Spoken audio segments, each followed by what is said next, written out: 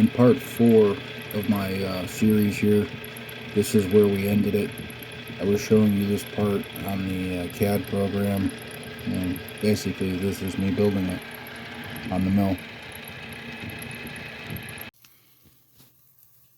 I used some blocking wax to fixture this to this thicker plate. That way I could do the whole mill in one program. Basically, these holes were a helical, just spiraled down. Instead of actually drilling them out, I milled them. I used a 3/16 end mill for the whole thing, so it just seemed a lot easier to do it that way. And like I said, I mean, there we go. Looks like it came out pretty good, all in all. So I'm going to get this off of here, take it to work. I'll sand it, sandblast it, and paint it, and then get it on the machine. I ended up making these brackets out of steel. I know it doesn't look that great on camera, but the painting came out okay. I just gave them a quick spray paint, which I will do to this frame when I'm done. Just trying to get some of the parts painted as I go, like these here. But you'll see more of that in a little bit. All right, we're starting to drill out the Z-axis plate. Here we go. This is gonna take a while. Well, that took a little bit longer than expected, but I got the holes drilled for the ball screw. Half of the holes drilled on each side for the linear rail, and the holes to mount the plate to the machine. You can't see some of these holes because they're buried with debris. So let me see if I can clean this up and get a better shot. Well, I'm not sure how much better it is, but I mean, at least the holes are a little more clear now. I'm gonna go clean them up. This is where we're at right now. You could tell all the hardware is not in here just yet. I drilled all the holes in the plate on this side on both of these. I couldn't do the outside. Unfortunately, my mill, it was just out of reach. So I'm gonna have to get a little clever about that. But since this doesn't have the holes anyway, I'm also gonna make a program to do these at the same time. But as you can see here, the ball screw, the rails, everything here is lined up. Ignore this pulley. It's going to be direct drive. The stepper motor will be sitting on the top here. A little bit like these plates here, just a lot smaller. This is what I used for my other CNC machine that I was building. That other project that stalled and never went anywhere. You guys remember? Well, it's going to be similar to that. Except these end up using this. So these go on here, and then I just got to make another carrier block to go across to put the plate on, and that'll be the mount for the torch and for well, I'm going to make two mounts. I'm going to make one for a CNC router spindle, and I'm going to make the other mount for a plasma torch. That way I can hopefully do both. See what happens though.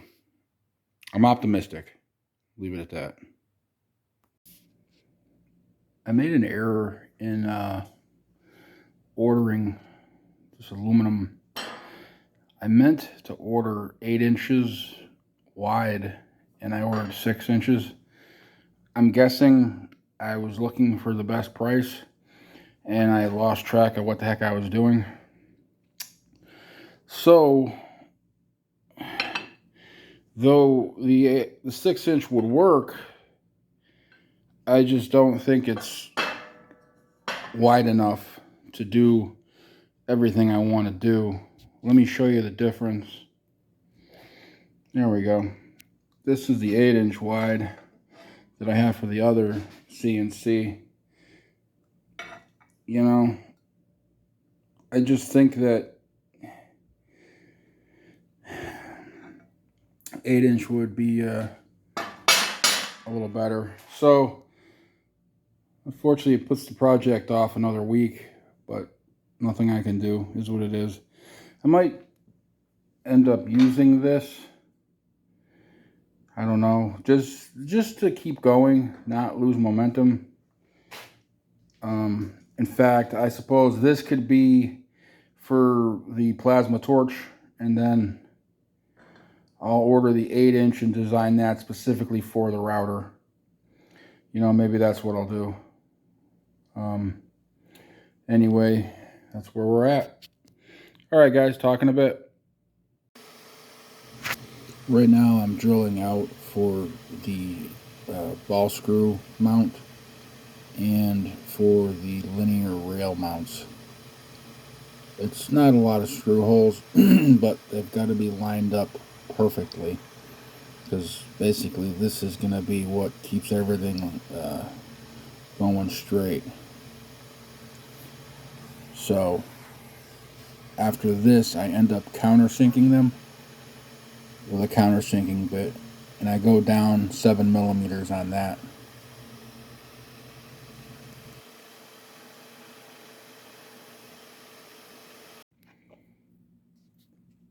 All of the holes came out perfect, no problems. I put in half of the hardware just to verify the fit, and everything lines up real nice and smooth. I like it. I just gotta go through and get the rest of the hardware in there. Only issue, and it's not really an issue, is I might have to shim the ball screw mount. I might have to put a tiny shim in between that and this plate. There's a little itty bitty space, so I don't want to tighten it with a space, because then it's going to put a strain on the ball screw, and then it's going to make some resistance when it gets closer to the ends.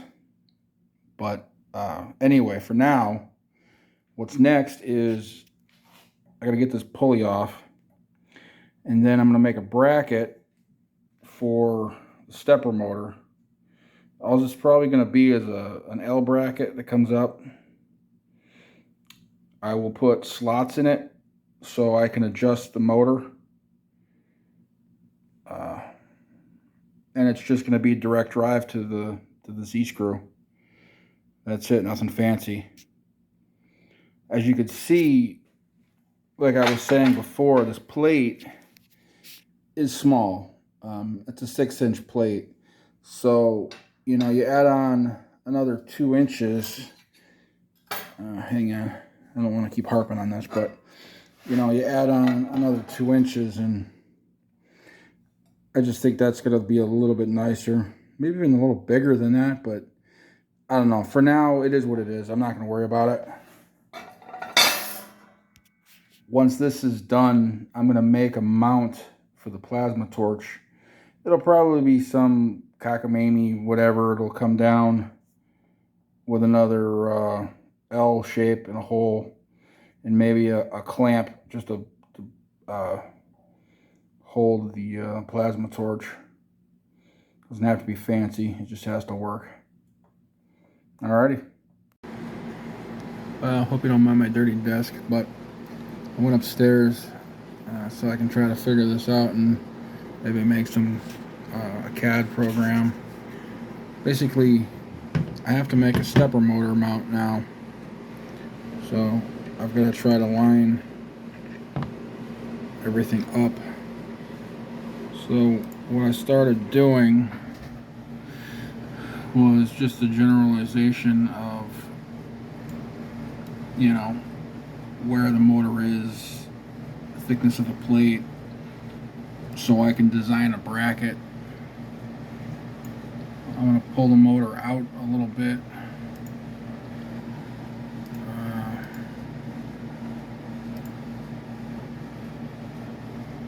There.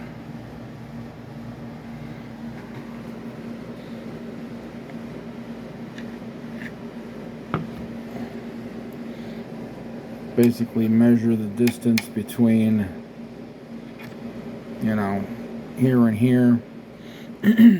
Approximately. I'm doing this with one hand. Moral of the story is, I mean, you get the point. Anyway, that's what I'm working on now. This is the mount that I 3D printed.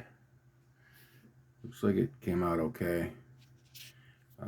Obviously, I haven't bolted it on there yet, but this is the design I was talking about.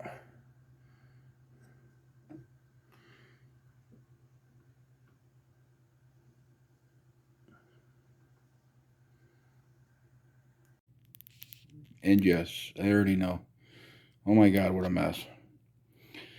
All right, so the next thing I have to do is transfer punch these holes back here. When I make this out of metal, obviously I can make the holes identical, but to put this back in the machine and get the holes to be relatively close would be a little bit difficult. So I'm just going to transfer punch these, and that really shouldn't be all that bad. I'm just going to use some transfer punches and hope for the best. I give you the axos. I'm using the printed bracket for now, but you get the idea anyway. I'll make it out of, I think, aluminum. I'm gonna make it out of 2 pieces, but it's nice and smooth. Everything works good. So we've got the Y, the X, and now the Z. I have to put these on. I've got one for each side. And what these are going to do is these are going to hold the ball screw, this thing,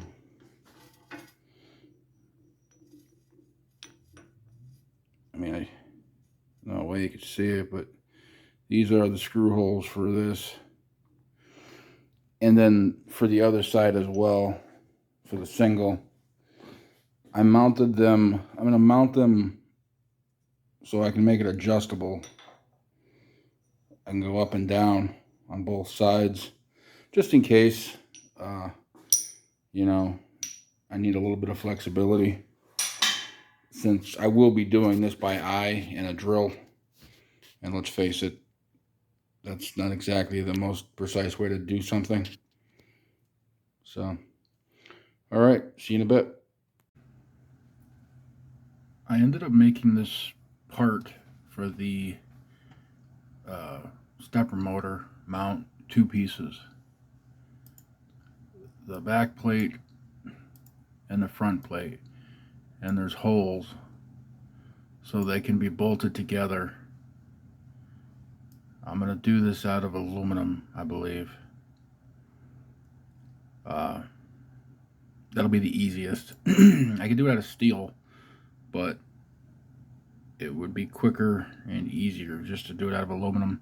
And I actually think the 3D printed mount will work, but I'm trying to keep the plastics out of this one. I want to make sure that when I'm done with this machine, it's built solid.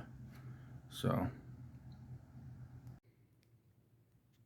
we've made a lot of progress this weekend with the Z-axis. Unfortunately, we still have a long, long way to go. These stepper motor brackets ended up working out really well. I